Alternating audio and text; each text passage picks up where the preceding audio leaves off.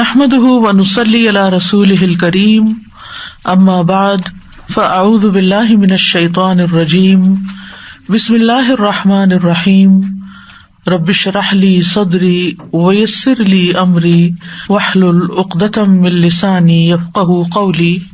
جب میرے بندے آپ سے میرے بارے میں سوال کریں تو کہہ دیجئے بے شک میں قریب ہوں، میں پکارنے والی کی پکار کا جواب دیتا ہوں جب وہ مجھے پکارے۔ تو ان کو چاہیے کہ وہ میرا حکم مانیں اور مجھ پر ایمان رکھیں تاکہ وہ ہدایت پائیں۔ اس سے بخشش مانگو پھر اس کی طرف پلٹ آؤ، یقیناً میرا رب قریب ہے، قبول کرنے والا ہے۔ اللہم لک الحمد لا الہ الا انت وحدک لا شریک لک المنان بدیع السماوات والارض ذی الجلال والاکرام۔ اے اللہ، ساری تعریف تیرے لیے ہے، تیرے سوا کوئی الہ نہیں، تو اکیلا ہے، تیرا کوئی شریک نہیں، تو بہت نوازنے والا ہے، تو آسمانوں اور زمین کا پیدا کرنے والا ہے، اے جلال اور اکرام والے رب۔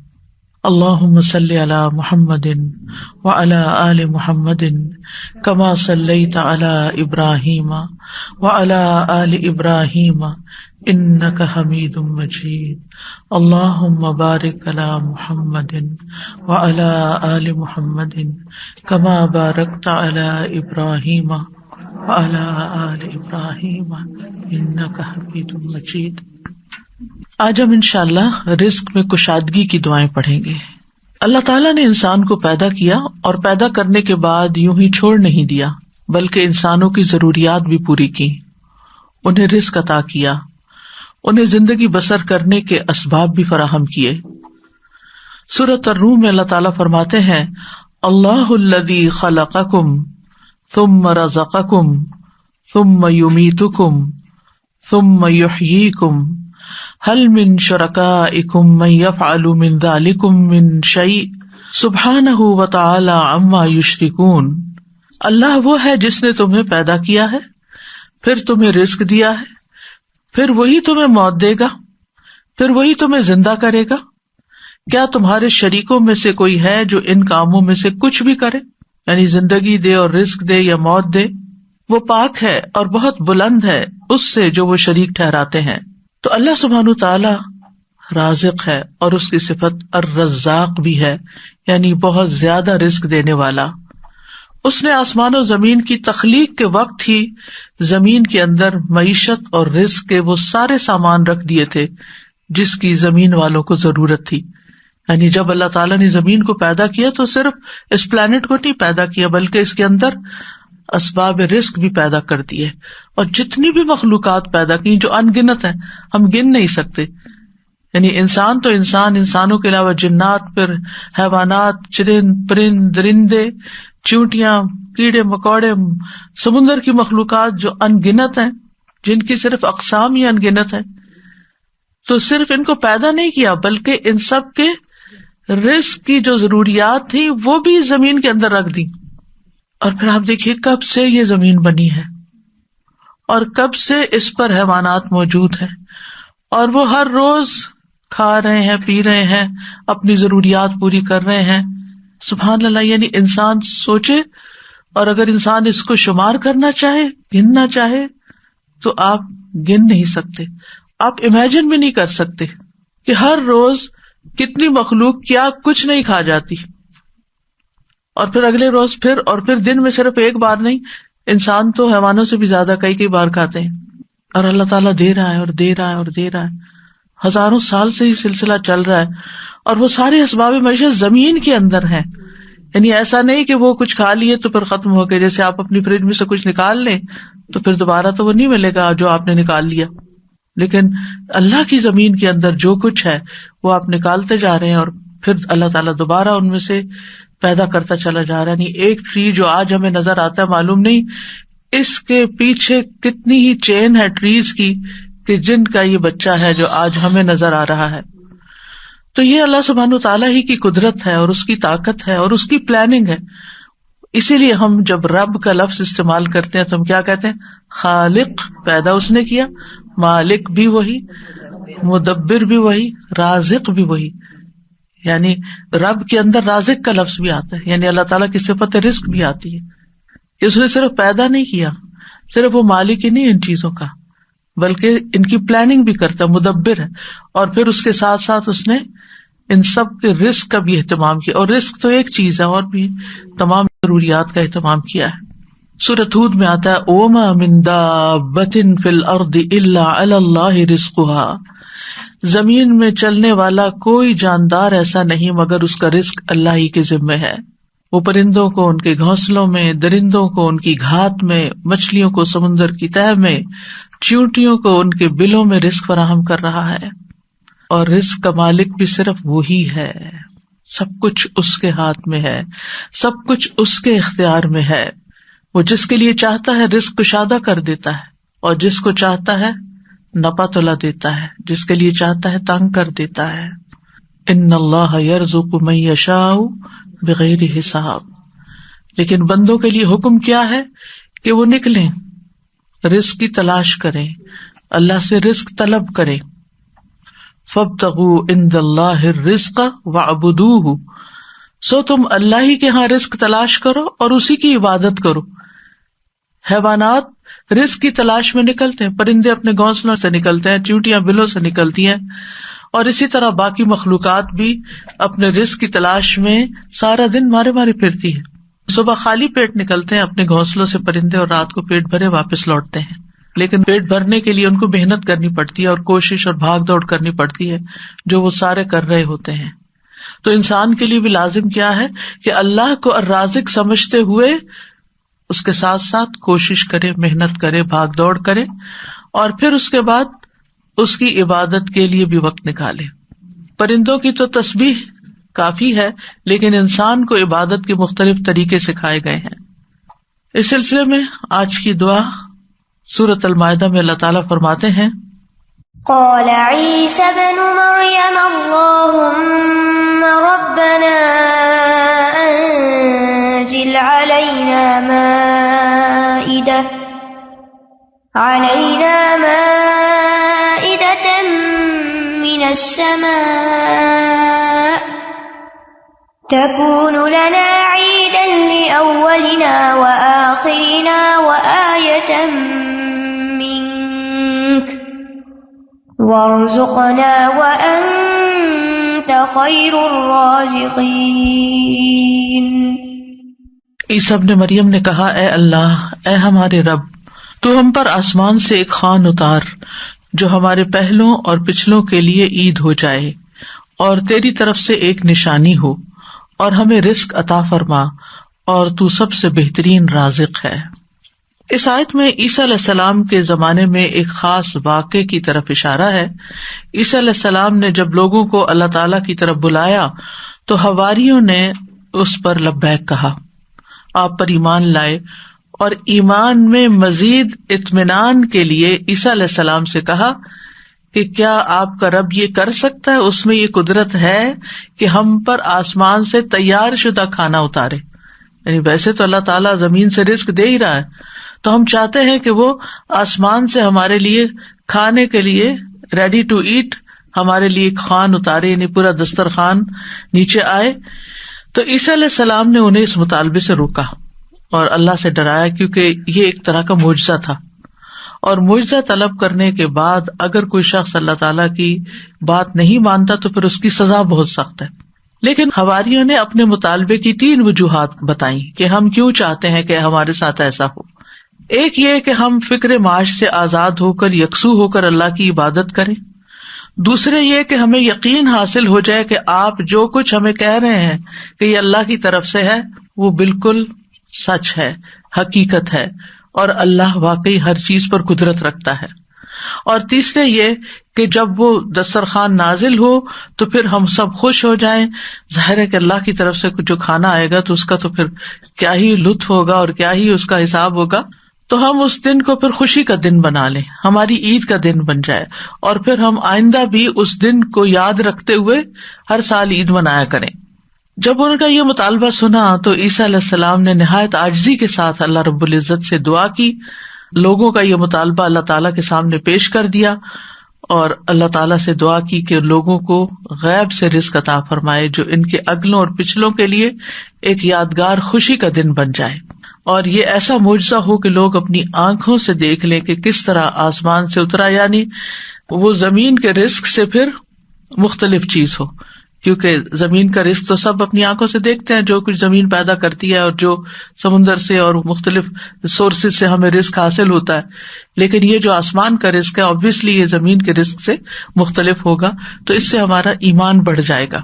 تو عیسیٰ علیہ السلام نے عرض کی قال عیسی ابن مریم اللہم ربنا، آپ دیکھیے دعاؤں میں یا اللہم آتا ہے یا ربنا آتا ہے، یہاں عیسیٰ علیہ السلام نے دونوں صیغے استعمال کیے ہیں، اللہم ربنا یعنی حواریوں کا مطالبہ قبول کر کے اللہ سبحانہ وتعالیٰ سے نہایت عاجزی کے ساتھ دعا کی کہ اے اللہ، اللہم اے اللہ، ربنا جو ہمارا پالنے والا ہے، جو ہمارا رب ہے۔ اور اس سے یہ بھی ظاہر ہوتا ہے کہ عیسیٰ علیہ السلام اپنے آپ کو نہ اللہ سمجھتے تھے، نہ اللہ کا بیٹا، اور نہ ہی رب سمجھتے تھے، بلکہ وہ اللہ سبحانہ تعالیٰ کو یا اللہ اور یا رب کہہ کے پکار رہے تھے۔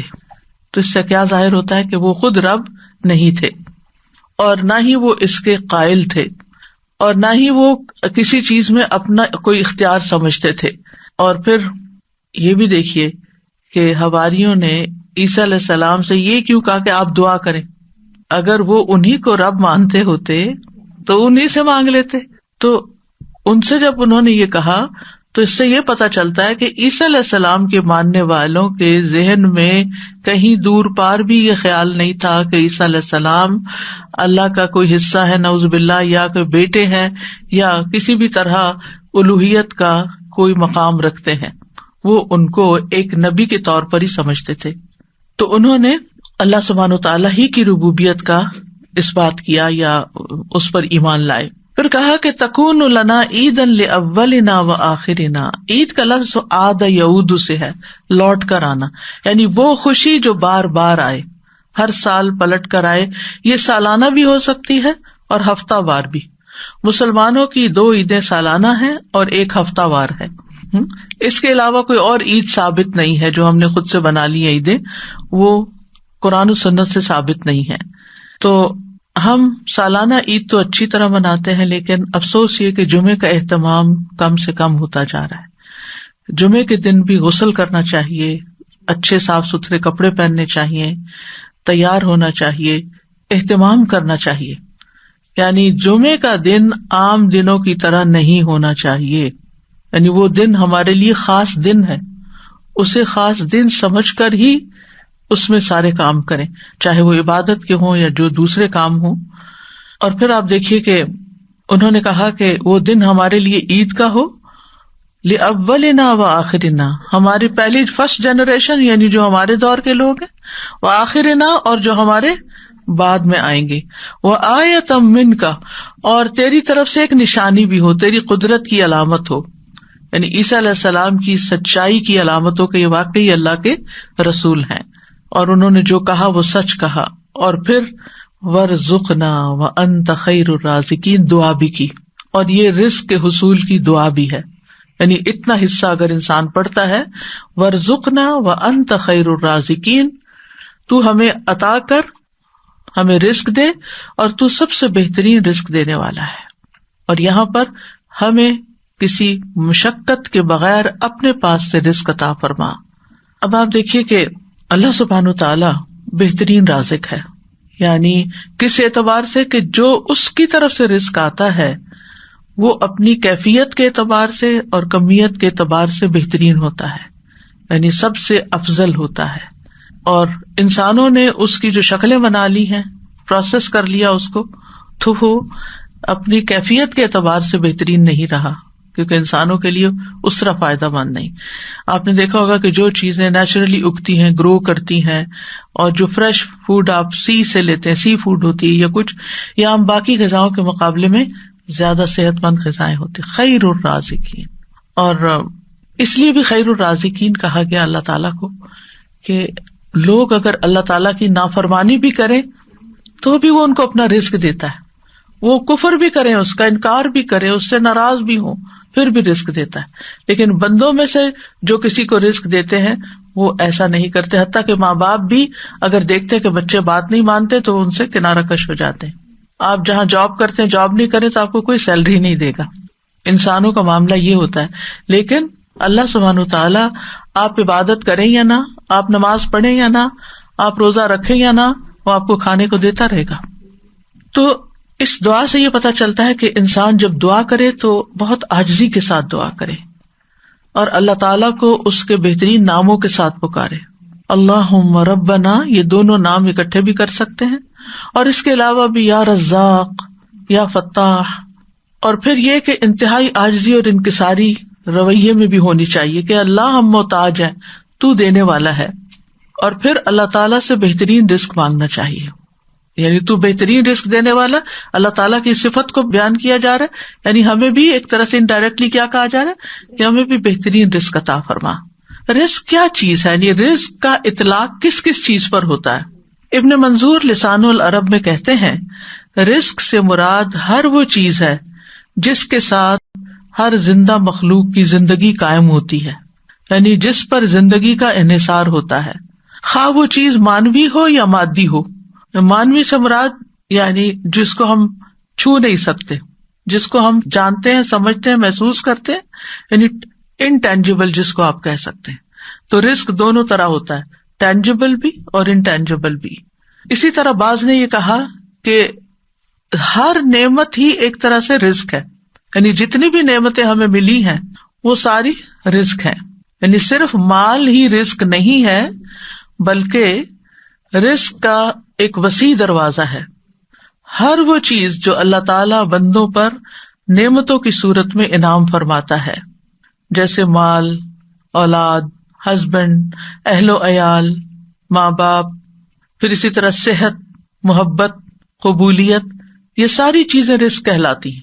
اور یہ اللہ تعالیٰ کی طرف سے تقدیر میں مقرر کر دی گئی ہیں، یعنی اللہ تعالیٰ نے ہر بندے کا رزق مقرر کر رکھا ہے کہ اس کو کتنا دینا ہے. تو انسان کے لیے پھر کیا لازم ہے کہ اللہ جب دے تو پھر انسان شکر ادا کرے. جیسے اوپر میں نے ذکر کیا کہ حصی اور مانوی دونوں اعتبار سے جو نعمتیں ہمیں ملی ہیں وہ رزق ہیں، تو محبت بھی ایک رزق ہے. حضرت عائشہ کہتی ہیں میں نے نبی صلی اللہ علیہ وسلم کی ازواج میں سے کسی پر رشک نہیں کیا سوائے خدیجہ رضی اللہ عنہا کے، اور میں نے حضرت خدیجہ کو نہیں دیکھا، یعنی ان کو زمانہ نہیں پایا. وہ فرماتی ہے کہ رسول اللہ صلی اللہ علیہ وسلم جب بکری ذبح کرتے تو آپ فرماتے کہ اس کا گوشت خدیجہ کی سہیلیوں کو بھیج دو. وہ کہتی ہے کہ ایک دن میں غصے میں آ گئی میں نے کہا آپ ہر وقت خدیجہ خدیجہ کرتے ہیں اور اس کی سہیلیوں تک کا خیال رکھتے ہیں. تو رسول اللہ صلی اللہ علیہ وسلم نے فرمایا انی قد رزقت حبھا، مجھے خدیجہ کی محبت عطا کی گئی ہے، یعنی اللہ نے میرے دل میں اس کی محبت ڈالی. انسان کسی کو مرنے کے بعد صرف محبت کی وجہ سے یاد رکھ سکتا ہے کہ جس کے ساتھ آپ کا کوئی قلبی تعلق ہو، اور یہ بھی اللہ دلوں میں ڈالتا ہے. قرآن مجید میں آتا ہے ان الذین آمنوا وعملوا الصالحات سیجعل لهم الرحمن ودا، بے شک جو لوگ ایمان لائے اور انہوں نے نیک عمل کیے رحمان ان کے لیے دلوں میں محبت ڈال دے گا. آپ کسی سے زبردستی محبت نہیں کرا سکتے، آپ کسی کے آگے رو پیٹ کے، اس کے ساتھ غصہ کر کے، اس کی منتیں کر کے، یا اس کو مال دے کے، یا اس کی خوشامد کر کے آپ اس سے کہیں آپ مجھے محبت دیں، آپ مجھ سے محبت کریں، کبھی بھی نہیں کوئی کرے گا جب تک اللہ دلوں میں محبت نہ ڈالے. اور اگر آپ کے لیے اللہ نے کسی کے دل میں محبت ڈال دی ہے تو اس پر اللہ کا شکر ادا کرنا چاہیے کہ یہ اللہ نے رزق دیا ہے مجھے، کیونکہ محبت کہیں سے خریدی نہیں جا سکتی. اللہ تعالیٰ فرماتے ہیں لو انفقت ما فی الارض جمیعا ما الفت بین قلوبہم، اگر زمین میں جو کچھ ہے سارے کے سارا بھی آپ خرچ کر دے دیں لوگوں کو، آپ ان کے دلوں میں محبت نہیں ڈال سکتے. یعنی نہ یہ مال سے خریدی جا سکتی ہے، اور نہ ہی یہ کسی مطالبے سے خریدی جا سکتی ہے، اور نہ ہی یہ احسان جتا کے اور کسی کو ذلیل کر کے یا کسی کو کسی طرح مجبور کر کے محبت لی جا سکتی ہے. یہ اللہ کی دین ہوتی ہے، اور جس کو اللہ دے وہی محبت حاصل کرتا ہے. اور اس کے پیچھے بھاگنا نہیں چاہیے، بھاگنا چاہیے اللہ کی رضا کے کاموں میں. اور نہ اس بات کی فکر کرنی چاہیے میری ماں مجھ سے محبت کرتی ہے کہ نہیں، کیونکہ کچھ بچوں کو ساری زندگی یہی یقین نہیں آتا کہ ماں محبت کرتی ہے، شوہر مجھ سے محبت کرتا ہے کہ نہیں، ساری زندگی شک میں پڑی رہتی ہیں، حتیٰ کہ بیمار پڑ جاتی ہیں بعض خواتین. ریسنٹلی کسی کے بارے میں جو پتا چلا کہ ان کا دماغ چل گیا صرف اس بات پہ کہ ہسبینڈ مجھ سے وہ محبت نہیں کرتا جو مجھے چاہیے، اور اس کی وجہ سے مزری، دنیا کی ہر نعمت ہے اس کے پاس، لیکن اب وہ ایک طرح سے ذہنی مریض بن گئی خاتون. وہ تو خیر ایک سیویئر کیس ہو گیا نا، لیکن اس سے نچلے درجے پر کسی نہ کسی ڈگری، کسی نہ کسی لیول پر ہر شخص کو یہ شکوہ رہتا ہے، اور اس سے باہر نکلنا چاہیے، کیونکہ انسان اس سے اپنی صلاحیتیں کھو دیتا ہے. انسان کی پروڈکٹیوٹی ماری جاتی ہے جب انسان لوگوں کی محبت کا یا تو دیوانہ ہوتا ہے، اور یا وہ اس کا فقیر بن جاتا ہے، یا اس کو یہ پریشانی لگ جاتی ہے کہ کوئی مجھ سے محبت کیوں نہیں کرتا، کیونکہ اس پریشانی سے انسان کو حاصل کچھ نہیں ہوتا. اور پھر آپ دیکھیے کہ بعض اوقات خواتین کا مسئلہ یہ بھی ہوتا ہے کہ ان کے اوپر کچھ کنڈیشنز ایسی ہوتی ہیں، ہارمونل چینجز ہوتے ہیں، پیریڈز کا مسئلہ ہے، بچوں کی ولادت کا مسئلہ ہے، اور کئی طرح کی پریشانیاں، بچوں کو دودھ پلا رہی ہے، فزیکل کنڈیشنز کتنی بدلتی جاتی ہیں، جس کی وجہ سے عموماً وہ زیادہ اٹینشن سیکرز ہوتی ہیں. تو یہ جو اٹینشن سیکنگ ہے یہ بھی ایک بیماری ہے، یعنی اس میں بھی آپ نے اپنا ریموٹ کنٹرول دوسرے کے ہاتھ میں دیا ہوا ہے. وہ آپ کو اٹینشن دے تو آپ خوش، آپ کے اپنے پاس کوئی چیز نہیں کہ جس سے آپ خوش ہو سکیں. بھائی آپ کے اپنے پاس کوئی چیز ہونی چاہیے، آپ انڈیپینڈنٹ ہو، کیوں کسی کی غلامی میں پڑے ہوئے ہیں، انڈیپینڈنٹ ہو، آپ اپنے چائے کے کپ کو انجوائے کریں، آپ اپنے بک ریڈنگ کو انجوائے کریں، آپ اپنے گھر کے کام کو انجوائے کریں، آپ مختلف چیزوں کے اندر مختلف ایکٹیویٹیز میں اپنے آپ کو انوالو کر کے وہاں سے آپ خوشی حاصل کریں. اپنی خوشیاں اپنے بچوں کے اندر مت ڈال دیں کہ بچے سامنے ہوں گے تو میں خوش ہوں گی اور بچے نہیں تو میں خوشی نہیں. آپ اپنی خوشیاں مال و دولت میں نہیں ڈالیں کہ میرے پاس ڈھیر مال آئے گا ہر مہینے تو پھر ہی میں خوش ہوں گی، اور اگر کسی مہینے کے اوپر نیچے ہو گیا تو میری ساری خوشی چلی گئی. چیزوں کے اندر، انسانوں کے اندر خوشیاں نہیں ڈھونڈیں. اور سب سے بڑی خوشی تو خود اللہ کے ذکر میں ہے، اللہ کی یاد میں ہے، اللہ کی عبادت میں ہے، اللہ سبحانہ تعالیٰ کے دین میں ہے، اس دین کے علم حاصل کرنے میں ہے، اس علم کو سکھانے میں ہے، اس کے راستے میں نکلنے کو ہے. کیا آپ نے کسی حدیث میں صحابہ کرام میں سے کسی کے بارے میں یہ پڑھا تھا کہ وہ ذہنی مریض ہو گئے تھے؟ کوئی مینٹل النس تھی وہاں؟ کوئی ایموشنل امبیلنسز تھے وہاں؟ کوئی ان باتوں پر لڑائیاں تھیں آپس میں وہاں؟ ہرگز نہیں، کیونکہ وہ ایموشنلی اسٹرانگ تھے. میں جانتی ہوں، میں خود ایک عورت ہوں، عورت ایموشنلی ویک ہوتی ہے مرد کے مقابلے میں، لیکن اس کو اپنی ویکنیس نہ بننے دیں. کانفیڈنٹ ہو، اسٹرانگ ہو، اپنے لیے زندگی میں خود چیزیں تلاش کریں کہ جس کام کے لیے اللہ نے آپ کو بنایا، آپ کی زندگی میں وہ کیا مقصد ہونا چاہیے، وہ کون سا کام ایسا ہے کہ جس کو کر کے آپ کو خوشی ملتی ہے، اس کو پکڑ لیں. اگر وہ جائز ہے اور اللہ کی حدود کے اندر ہے اور اللہ تعالیٰ کی ناراضگی کا نہیں. یعنی میں آپ کے لیے سجیسٹ نہیں کر سکتی، ہر انسان کو اللہ تعالیٰ نے مختلف بنایا ہے، اور ہر انسان کسی کی ذہنی ضروریات اور طرح کی ہوتی ہے، کسی کی اور طرح سوچ ہوتی ہے. کوئی میتھمیٹکس میں بہت اچھا، کوئی شاعری میں بہت اچھا، کوئی لٹریچر میں بہت اچھا، کوئی کسی چیز میں، کوئی کسی چیز میں. آپ دیکھیں آپ کی اسٹرینتھ کیا ہے، اللہ نے آپ کو کیا دے کے بھیجا ہے، تو اس چیز کو تلاش کریں، اپنے اسکلز کو ڈیولپ کریں، اپنے آپ کو اسٹرانگ کریں، اور اپنی زندگی کو بہترین کاموں میں استعمال کریں، کیونکہ اس پر انحصار ہے آخرت کے درجے کا. آج ضائع کر دیا نا اپنا وقت اور اپنی صلاحیتیں اور اپنی زندگی، کیونکہ بعض لوگ تو پھر بیمار پڑ کے کچھ کرنے کے قابل نہیں رہتے، اور بعض لوگ تو پھر نہ کسی عبادت کے لائق اور اپنے آپ کو بھی نہیں سنبھال سکتے. پھر وہ زندگی کیا زندگی ہے؟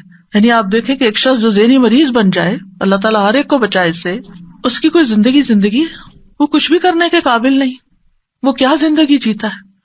اسی لیے ہمیں دعا سکھائی گئی کہ اللہ ہمیں ارذل العمر سے بچا، یعنی بڑھاپے میں بھی جا کے ہمارا دماغ نہ خراب ہو، کیونکہ جب لوگوں کی عمر زیادہ ہو جاتی ہے حافظہ ختم ہو جاتا ہے، کچھ لوگ الزائمر کے مریض ہو جاتے ہیں، کوئی ڈیمینشیا ہو جاتا ہے، ایجنگ کے ساتھ ساتھ ہوتا ہے. لیکن کچھ لوگ آپ دیکھیں ماشاءاللہ، کل کسی نے مجھے کسی عالم کی پکچر بھیجی کہ یہ پچھلے 51 ایئر سے اس مسجد میں، ایک سیم مسجد، ہر سال پورا قرآن سنا رہے ہیں، اور اس پکچر میں بھی وہ تراویح پڑھا رہے تھے کہ اس سال بھی وہ 81 ایئرز کے ہیں اور پورا قرآن سنائیں گے. وہ بھی تو انسان ہے.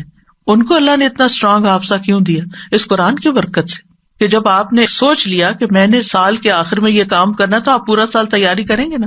تو میں سوچ رہی تھی کہ کہاں ہم ہر سال قرآن سنانا حافظے سے، اور اتنا ریگولرلی کنسسٹنسی کے ساتھ ایک کام کرتے چلے جانا، یہ ہے نا قابل رشک زندگیاں. یہ تھوڑی ہے کہ آج رو رہے ہیں، کل سو رہے ہیں، پرسوں کچھ کر رہے ہیں، ترسوں کچھ کر رہے ہیں، نہ ادھر کے نہ ادھر کے، نہ دنیا کے نہ آخرت کے. یہ تو اپنے آپ کو ضائع کرنا ہے. تو ہم میں سے ہر شخص یہ دیکھے وَلْتَنظُرْ نَفْسٌ مَا قَدَّمَتْ لِغَدٍ، ہر شخص دیکھے اس نے اپنی کل کے لیے کیا تیاری کی ہے، دنیا کے کل کے لیے بھی اور آخرت کے کل کے لیے بھی. اس کا فیوچر کیا ہے، کیونکہ ہر انسان کو وہی ملے گا جو وہ کر رہا ہے. تو رزق کی کئی قسمیں ہیں، اور پھر جب ہم رزق مانگے اور جس چیز کی کمی ہمیں محسوس ہو وہ اللہ سے مانگ لیں، بندوں کے پیچھے نہ جائیں، بندوں کے آگے ہاتھ نہ پھیلائیں. جیسے بندے کے آگے ہاتھ پھیلا کے روٹی مانگنا منع ہے نا، یا انسان کو ذلیل کرتا ہے، ایسے کسی کے آگے ہاتھ پھیلا کے محبت مانگنا یا اور کوئی چیز دنیا کی مانگنا جو ہے وہ انسان کی قدر کو گھٹا دیتا ہے، انسان کی ویلیو کم ہو جاتی ہے. لہذا اللہ سے یہ رزق مانگے. علم بھی رزق ہوتا ہے، رب زدنی علما، یہ رزق بھی اللہ سے مانگے. تو اللہ تعالیٰ اپنے بندوں کا رزق دو طرح کا دیتا ہے. ایک عام رزق ہے جس سے ہر نیک اور فاجر فائدہ اٹھاتا ہے، اس میں انسان، حیوان، جن سب شامل ہے، سب کو کھانے کو دیتا ہے، بنیادی بیسک نیڈ سب کی پوری ہو رہی ہیں. اور یہ جسمانی رزق ہے، اور یہ اللہ نے تقسیم کیا اور ہر ایک کو زندہ رکھنے کے لیے اللہ نے ذمہ لیا ہوا ہے، کیونکہ زندگی کا انحصار اس پر ہے، زندگی اس پر ڈپینڈ کرتی ہے کہ یہ رزق آپ کے پاس ہو. رزق کی دوسری قسم خاص ہے، یہ اللہ تعالیٰ اپنے انبیاء اور اپنے رسولوں کے ہاتھ پر اپنے بندوں میں سے جسے چاہتا ہے یہ رزق عطا کرتا ہے، اور یہ ایمان اور توحید کا رزق ہے. وہ اپنے رسولوں کے ذریعے جسے چاہتا ہے دیتا ہے. یہ اللہ تعالیٰ صرف اس کو عطا کرتا ہے جو اس کا حقدار ہے، جو اس کا طلبگار ہے، جو اس پہ شکر گزار ہے. کیونکہ اگر آپ اس کی پرواہ نہیں کرتے کہ آپ ہدایت کے راستے پہ یا گمراہی پہ، تو اللہ کو بھی پرواہ نہیں. تو جو اس کو ڈیزرو کرتا ہے اور جو اس پہ پھر شکر ادا کرتا ہے کہ الحمدللہ الذی ہدانی لہذا، اللہ نے مجھے نعمت اسلام دی، میں شکر گزار ہوں اس پر. تو اللہ تعالیٰ تو بڑے فضل والا ہے، بہت زیادہ احسان کرنے والا ہے. اور جیسے دنیاوی رزق کے لیے اسباب اختیار کرنے پڑتے ہیں، ایسے ہی اس رزق کے لیے، ایمان اور ہدایت کے رزق کے لیے بھی اسباب اختیار کرنے پڑتے ہیں. آپ کو کوشش کرنا پڑتی ہے، آپ کو نکلنا پڑتا ہے کہ آپ کو یہ رزق بھی ملے. یعنی یہ نہیں کہ دنیا کے رزق کے لیے تو ہم کوشش کریں اور جب دین کا رزق لینا ہو تو ہم کہیں اللہ تو بس ہدایت دے دے، ہم گھر میں بیٹھے. ایسے نہیں، اس کے لیے بھی محنت کرنی پڑتی. اور ہماری اسلامی تاریخ، اسلامک ہسٹری ہمارے سامنے ہے کہ کس طرح علماء نے ایک ایک حدیث کے لیے مہینوں کا سفر کیا، ایک حدیث جاننے کے لیے، اور اپنی زندگیاں کھپا دی. پیدل بھی چلے اور سواریوں پر بھی، اور لٹے بھی اور پٹے بھی، اور گرمی اور سردی برداشت کی، اور ہر طرح کی تکلیف اٹھائی اس علم کو حاصل کرنے کے لیے. اس کے مقابلے میں ہم نے تو کچھ بھی ایفرٹ نہیں لگائی، کوئی قربانی نہیں دی. تو ایمان میں اضافے کے لیے بھی آپ کو نکلنا پڑتا ہے، کچھ کام کرنے پڑتے ہیں، اس کے لیے بھی اجتماعیت چاہیے ہوتی ہے، علم میں اضافے کے لیے بھی. اسی طرح اگر آپ چاہتے ہیں کہ آپ کی قدر، عزت اور محبت میں اضافہ، تو اس کے لیے بھی آپ کو قربانیاں دینی پڑتی ہیں، اس کے لیے آپ کو بندوں کی خدمت کرنی پڑتی ہے. عزت لینا چاہتے ہیں، عزت دینی پڑتی ہے، محبت لینا چاہتے ہیں، محبت دینی پڑتی ہے. یعنی اس دنیا میں اللہ تعالیٰ نے ایک اصول بنایا ہے، گیو اینڈ ٹیک. پہلے گیو، دینے والے بنو، جب آپ کو ملے گا. یہ انسانی کوششوں کا حصہ ہے، اور باقی اس کے ساتھ ساتھ دعا اور اللہ سے اچھی امید.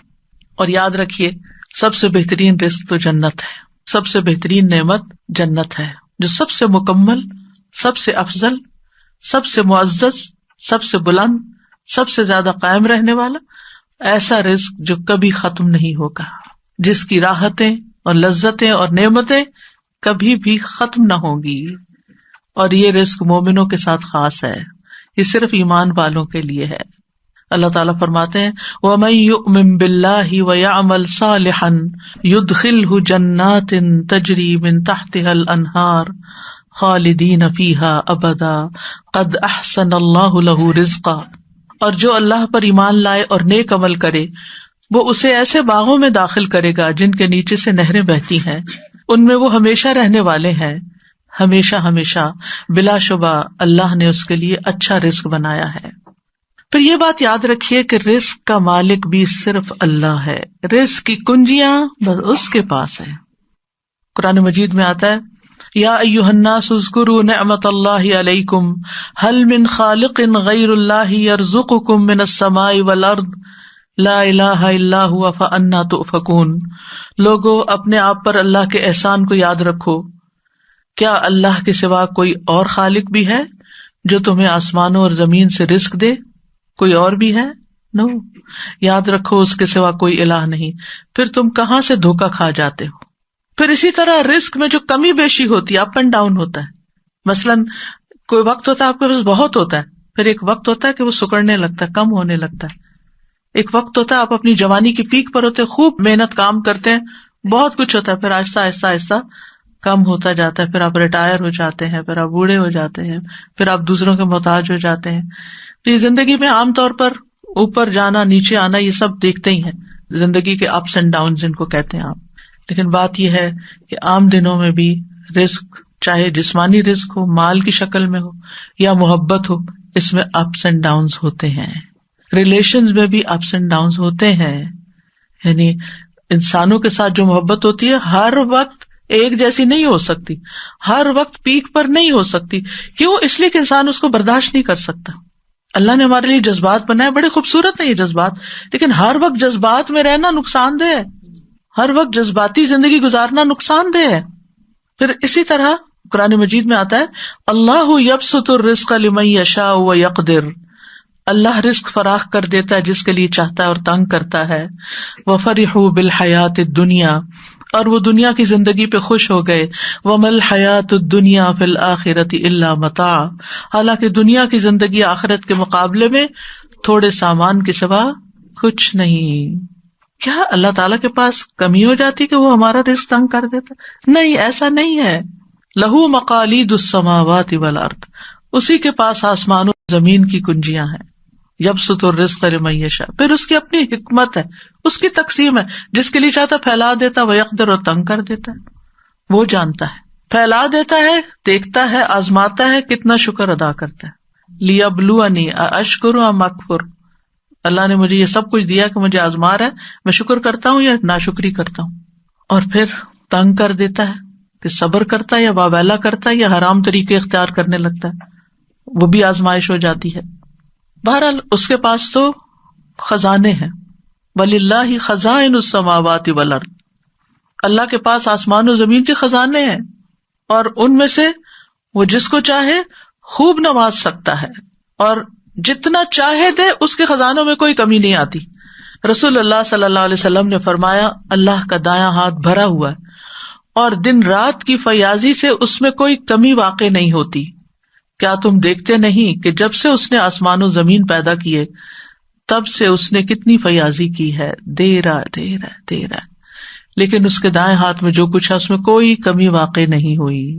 یعنی عطا کرنے سے اس کے خزانوں میں کمی نہیں آتی۔ تو جب ہم دعا کریں نا، تو یہ میں آپ کو نالج کیوں دے رہی ہوں، تاکہ جب آپ اللہ سے رزق مانگیں تو آپ کے اللہ تعالیٰ آپ کے پاس تو ڈھیروں خزانے، اور دینے سے کمی بھی نہیں ہوتی۔ ایک تو ہے نا کہ آپ کسی سے مانگتے، وہ کہتا نہیں میں نہیں دے سکتا، میرے تو اپنے لیے کافی نہیں۔ انسانوں کے ساتھ تو ایسا معاملہ کرتے ہیں کیونکہ وہ ان کے پاس ہوتا نہیں ہے، وہ خود محتاج ہے۔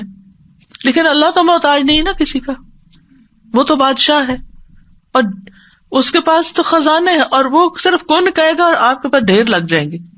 تو یہ یقین رکھتے ہوئے کہ اللہ سبحانہ تعالیٰ کے پاس بہت کچھ ہے، اللہ تعالیٰ فرماتے ہیں اے میرے بندو، اگر تمہارے اولین و آخرین اور جن و انس ایک صاف چٹیل میدان میں کھڑے ہو کر مجھ سے مانگے، سارے جمع ہو جاؤ، سب مانگے، اور میں ہر ایک کو جو وہ مجھ سے مانگے وہ عطا کر دوں، تو بھی میرے خزانوں میں کوئی کمی واقع نہیں ہوتی مگر اتنی جتنی سمندر میں سوئی ڈال کر نکالنے سے پانی میں کمی ہوتی۔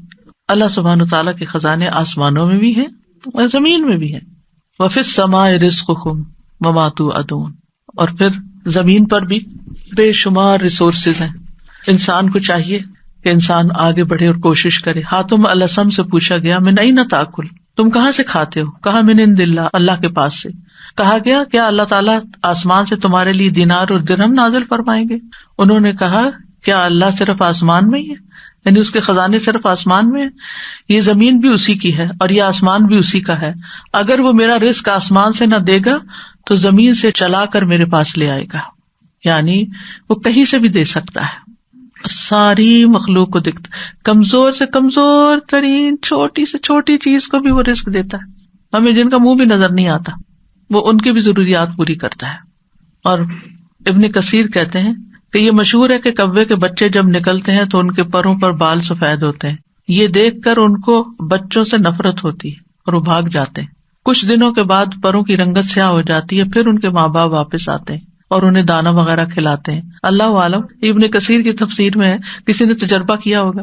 ابتدائی ایام میں جبکہ ماں باپ ان بچوں سے متنفر ہو کے بھاگ جاتے ہیں اور پاس بھی نہیں آتے، اللہ تعالیٰ چھوٹے چھوٹے مچھر ان کے پاس بھیج دیتا ہے، وہی ان کی غذا بن جاتے ہیں۔ کہاں سے وہ دیتا ہے؟ یعنی اتنے چھوٹے، آپ دیکھیں تو انڈا ہی کتنا چھوٹا ہوتا ہے اور اس میں بچہ کتنا چھوٹا ہوتا ہے، اور اللہ تعالیٰ ان کو بھیج دیتا ہے جاؤ ان کی ضرورت پوری کرو۔ تو جو ان پرندوں کو دیتا ہے جن کے ماں باپ چھوڑ جاتے ہیں یا مر ہی جاتے ہیں، وہ ہمیں نہیں دے سکتا؟ وہ ہمیں ضرور دے سکتا ہے، کبھی مایوس نہ ہو۔ مایوسی کفر ہے، کیونکہ لوگوں کے پاس جب رزق تنگ ہوتا ہے، نہیں ملتا تو پھر بعض اوقات وہ مایوسی کی طرف چلے جاتے ہیں۔ اللہ سے ہمیشہ اچھی امید رکھیں کہ اللہ نے آج تک کھلایا ہے، اللہ نے آج تک دیا ہے، آگے بھی وہی دے گا، اور وہ نافرمانوں کو بھی دیتا ہے۔ حضرت ابراہیم علیہ السلام نے جب دعا مانگی تھی کہ اللہ اس شہر کو امن والا بنا دے اور اس کے رہنے والوں کو پھلوں سے رزق دے جو ان میں سے اللہ اور یوم آخرت پر ایمان لائے، اور اللہ نے کیا کہا تھا؟ جس نے کفر کیا اسے بھی میں تھوڑا سا فائدہ دوں گا۔ اچھا، دنیا میں جب ہم دیکھتے ہیں نا کہ نان بلیورز کے پاس بہت کچھ ہے تو ہم کہتے ہیں ان کے پاس اتنا کچھ ہے، ان کو اتنا زیادہ کیوں دیا؟ اللہ کے نزدیک وہ مچھر کے پر برابر بھی، وہ کچھ بھی نہیں ہے جو اللہ کے پاس اس کے مقابلے میں۔ تو ایک تو کبھی یہ نہیں سوچنا چاہیے کہ یہ شخص نماز بھی نہیں پڑھتا، یہ روزہ نہیں رکھتا، یہ فلاں نہیں کرتا، اور اس کو پھر بھی اللہ نے اتنا زیادہ دیا۔ وہ زیادہ نہیں ہے، وہ آپ کی چھوٹی نگاہ اس کو زیادہ دیکھ رہی ہے۔ جو اللہ نے آپ کو اس عبادت کے بدلے میں دینا ہے اپنے پاس، وہ تو کہیں زیادہ ہے۔